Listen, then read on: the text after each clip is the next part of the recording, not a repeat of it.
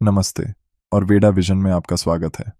आज हम अयोध्या में राम मंदिर के निर्माण के पीछे की उल्लेखनीय और अक्सर चुनौतीपूर्ण कहानी को उजागर करने के लिए एक यात्रा पर निकल पड़े हैं। मेरे साथ जुड़ें, क्योंकि हम उन संघर्षों और विजयों का पता लगाएंगे जिनके कारण इस पवित्र मंदिर का निर्माण हुआ। अयोध्या का ऐतिहासिक महत्व हिंदू धर्म के अनुसार यह है कि यह भगवान राम का जन्म स्थान और राजधानी है। रामायण, एक प्रसिद्ध हिंदू महाकाव्य, में अयोध्या का वर्णन राम के जीवन और कर्मों के साथ जुड़ा हुआ है। अयोध्या को सप्तपुरियों में से एक माना जाता है, जो हिंदू धर्म के 7 पवित्र नगरों को दर्शाते हैं। अयोध्या की स्थापना मनु द्वारा की गई थी, जो ब्रह्मा के पौत्र कश्यप की संतान थे। मनु के 10 पुत्रों में से इक्ष्वाकु ने अयोध्या में राज्य की स्थापना की और इक्ष्वाकु वंश का शासक बना। राम इक्ष्वाकु वंश के 65वें राजा थे। अयोध्या को अथर्ववेद में ईश्वर का नगर बताया गया है और इसकी संपन्नता की तुलना स्वर्ग से की गई है। स्कंद पुराण के अनुसार अयोध्या शब्द आकार ब्रह्मा, यासकार विष्णु और धकार रुद्र का स्वरूप है।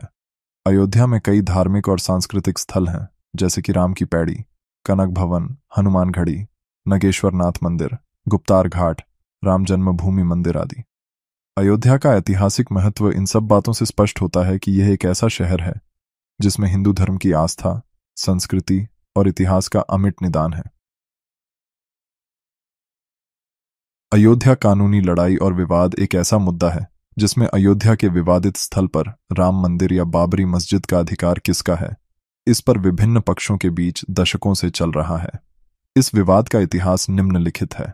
1859 में अंग्रेजी प्रशासन ने विवादित स्थल के आसपास बाड़ लगा दी।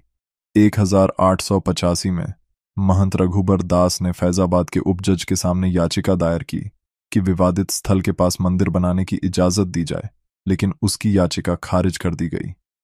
1949 में विवादित ढांचे में भगवान राम की मूर्तियां पाई गईं।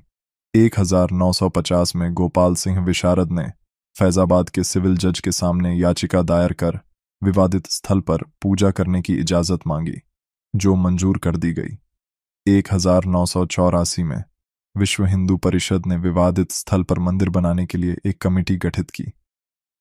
1936 में फैजाबाद के जिला जज ने पूजा करने की इजाजत देते हुए विवादित ढांचे पर से ताला हटाने का आदेश दिया। 1989 में भारतीय जनता पार्टी बीजेपी के नेता लाल कृष्ण आडवाणी ने राम रथ यात्रा शुरू की, जिसमें वो सोमनाथ से अयोध्या तक रथ पर सफर करते हुए राम मंदिर के लिए जनसमर्थन इकट्ठा करने का प्रयास किया। 1993 में केंद्र सरकार ने अयोध्या क्षेत्र को अपने अधिकार में लेने के लिए एक अध्यादेश जारी किया और उच्च न्यायालय को विवादित स्थल के अधिकार का फैसला करने का आदेश दिया। 2003 में अखिल भारतीय अखाड़ा परिषद ने राम मंदिर निर्माण के लिए एक नया आंदोलन शुरू किया। 2019 में सुप्रीम कोर्ट ने विवादित स्थल को रामलला विराजमान को सौंपा।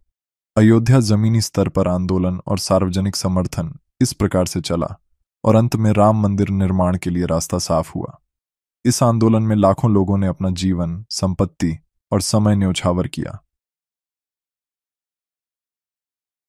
अयोध्या उद्घाटन और विजय एक ऐसा घटनाक्रम है जिसमें अयोध्या में बन रहे भव्य राम मंदिर का प्राण प्रतिष्ठा समारोह होगा। इसके लिए 22 जनवरी 2024 को तय किया गया है। इस दिन प्रधानमंत्री नरेंद्र मोदी भी अयोध्या पहुंचेंगे और रामलला को नया घर सौंपेंगे।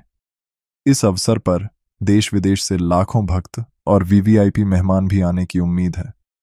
इस उद्घाटन और विजय के लिए अयोध्या में विशाल स्तर का विकास और सुधार किया जा रहा है। प्रधानमंत्री ने 30 दिसंबर 2023 को अयोध्या में महर्षि वाल्मीकि इंटरनेशनल एयरपोर्ट का उद्घाटन किया था। इसके साथ ही उन्होंने 11,100 करोड़ रुपए से अधिक की कई विकास परियोजनाओं का शिलान्यास और लोकार्पण किया था।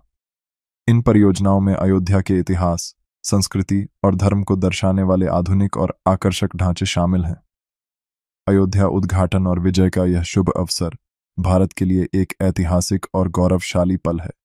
इससे भारत की विरासत, विकास और विश्वास को एक नई ऊंचाई मिलेगी।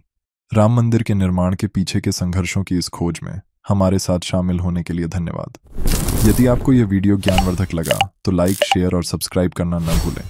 तो दोस्तों, अब हमारे राजा राम आ रहे हैं। जैसे हमारे राजा राम एक आदर्श पुत्र, आदर्श पिता, आदर्श पति और आदर्श राजा थे, उसी तरह उनके चरण कमलों पर चलने की शिख लें और उनके चरण कमलों पर चलने की कोशिश करें। जय श्री राम।